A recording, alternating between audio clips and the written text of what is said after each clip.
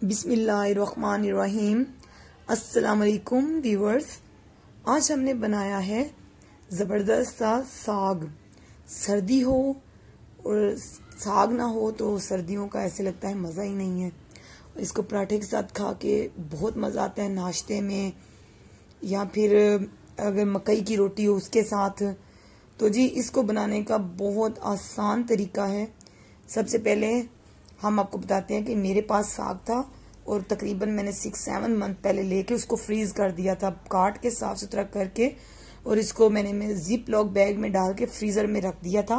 और बिल्कुल ये ऐसे ही था। काफ़ी अरसे बाद मैंने इसको पकाया तो इसकी वही ताजगी थी जो कि बिल्कुल फ्रेश साग की होती है। और वो मैंने डाल दिया हांडी में। अब हरी मिर्चें और पालक लेके इसको भी मैंने अच्छे से धो के काट के और रख लिया है।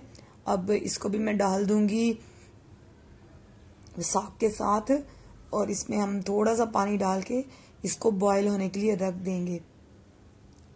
देखिए जी, और मिट्टी की हांडी में अगर साग पकाओ तो उसका टेस्ट ही बहुत ज़बरदस्त होता है, और बिल्कुल ऐसे रवायती सा अंदाज जो होता है उसका टेस्ट आता है।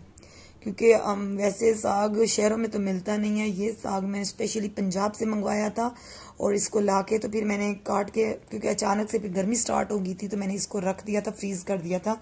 तो जैसे ही अब थोड़ी थोड़ी ठंड स्टार्ट हुई है तो मैंने इसको निकाल के और डीफ्रोस्ट करके, और अब मैं इसको पका रही हूँ। देखिए पानी इसका बिल्कुल खुश्क हो गया है। तो अब हम इसको अच्छे से घोट लेंगे। तो मेरे पास हैंड ब्लेंडर है, मैं उसकी मदद से कर लूंगी। अगर आप घोटे से घोट सकते हैं तो आप उससे भी इसको कर सकते हैं।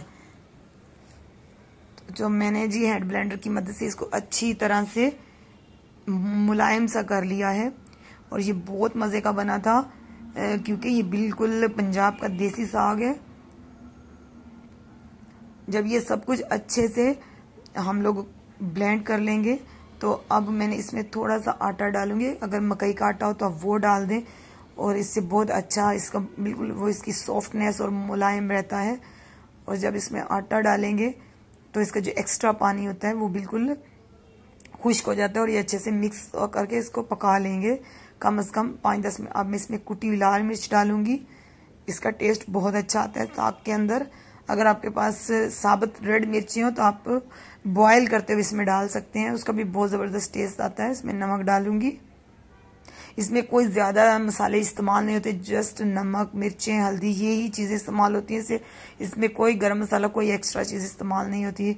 ये जी हम इसमें थोड़ा सा घी डालेंगे। अगर आपके पास देसी घी है तो बहुत मज़े की चीज़ है, लेकिन मेरे पास देसी घी नहीं है, इस वजह से मैं जो नॉर्मल घर का है वही डालूंगी। और इसमें थोड़ी सी लहसुन अदरक कूट के डालूंगी, इससे बहुत अच्छी खुशबू आती है। और जैसे ही ये मेरा लहसुन अदरक थोड़ा सा ब्राउन हो जाएगा तो मैं इसमें ये साग डाल के इसको बघार लगा दूंगी। इसका बहुत मज़े का बघार बनता है।